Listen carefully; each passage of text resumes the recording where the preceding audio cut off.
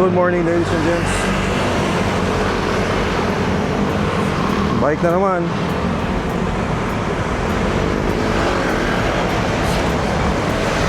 Papawis ulit tayo, papawis. Sana na-airnig niyo ako, no? Sana nakakonect yung mic.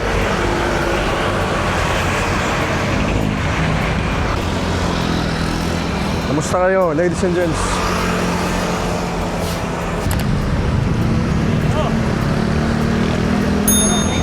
Tetest pala natin mamaya yung may feature kasi itong mic mini.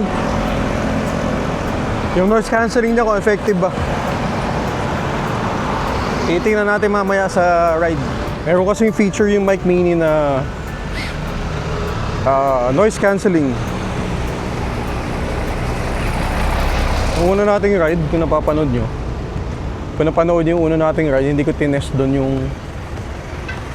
noise cancelling.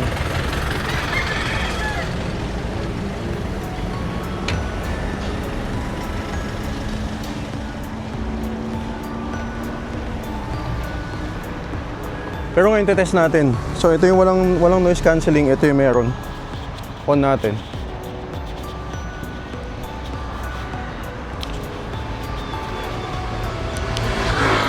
Yan. Anong pagkakaiba, ladies and gents? Meron ba? Naka noise cancelling na yan.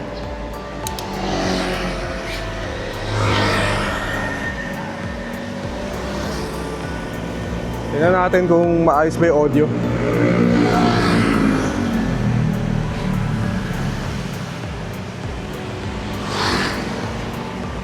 Meron pala siyang 2 levels ng noise cancelling.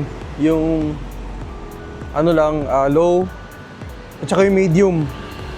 Ma-adjust mo siya dun sa Action 5 Pro mismo o kaya dun sa app, DJI Mimo app.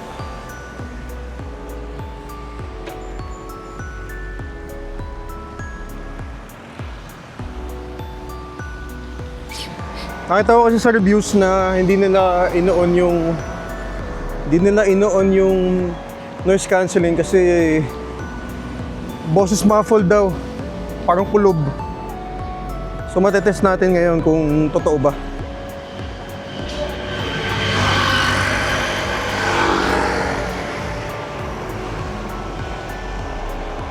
Battery life ng DJI mic mini, ganda daw, 11 hours.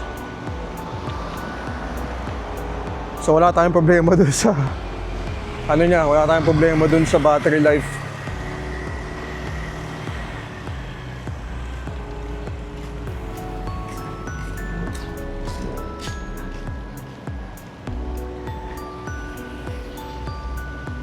Inon ko din yung auto power off. So 15 minutes mamamatay yung mic. Hirap na wala ehersisyo. Sa akin parang nanghihina yung katawan ko pag walang bike. So ito yung audio niya, meron pa rin noise cancelling.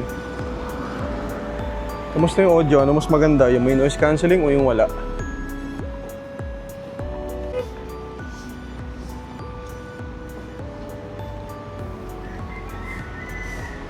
Hindi kasi yung DJI mic kasi hindi siya one directional mic eh. So nakikita sound pakalat, omnidirectional.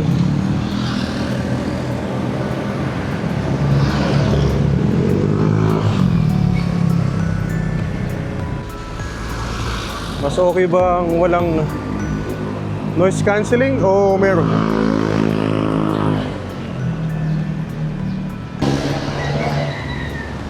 Anyway, papawis lang naman. Kasi may gagawin din tayo mamaya. Traffic kasi weekday na naman. Weekday ngayon.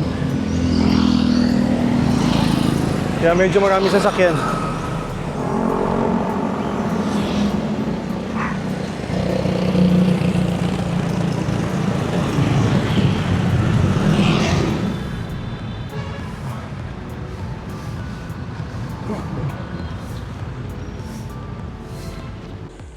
Ito, ladies and gents, kamusta audio?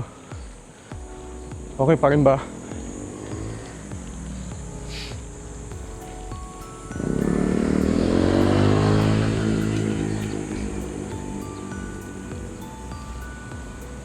Medyo maalog lang yung ano natin, chest mount. Kailangan natin bumili ng bago. Pero kamusta yung audio? Kamusta yung audio ng mic with noise cancelling? Ito yung bike natin. Wala namang upgrade. Ito pa din.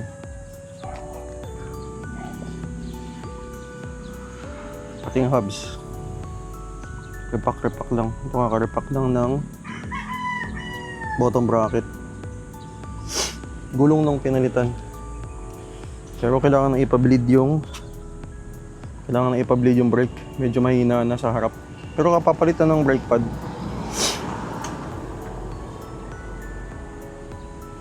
So yung placement dito nakalagay. Yan. Yan nakalagay yung placement. Dito ko natatapusin yung vlog. If you like this video, please click the subscribe button. Sa lahat ng support, maraming salamat. See you on our next adventure. Ride safe.